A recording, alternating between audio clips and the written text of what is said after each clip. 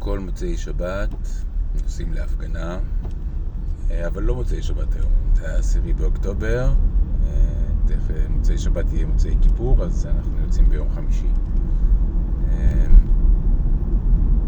הבנתי שבסרטון הראשון שצילמתי לא היה ברור מה בעצם אני רוצה להציע. והדבר האחרון שאני רוצה זה שמה שיצא מכל מה שאני אומר זה בואו לא נלך להפגנות. למרות שאני חושב שהן לא יכולות בסוף להביא לתוצאה, אני חושב שעדיף ללכת מלא ללכת.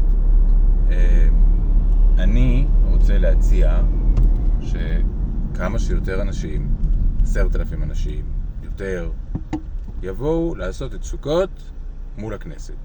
במרחב שם של הכבישים, כאילו, נתחיל מהמדרכות, אבל יהיה יותר מדי אנשים, ונמלא את הכבישים, ואנחנו נגיד שאנחנו לא חוזרים הביתה, עד שהחטופים חוזרים הביתה, וצריך להתכוון למה שאומרים.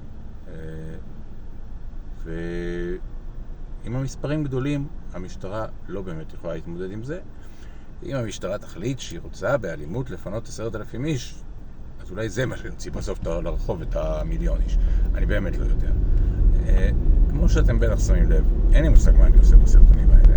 אני פשוט מרגיש שצריך לעשות משהו.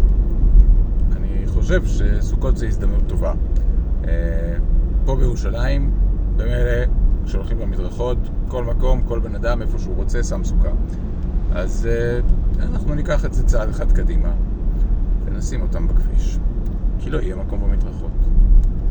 אני חושב שחייבים לעשות משהו, ושזה יכול להיות הדבר שאולי סוף סוף יגרום לראש הממשלה לשים לב אלינו.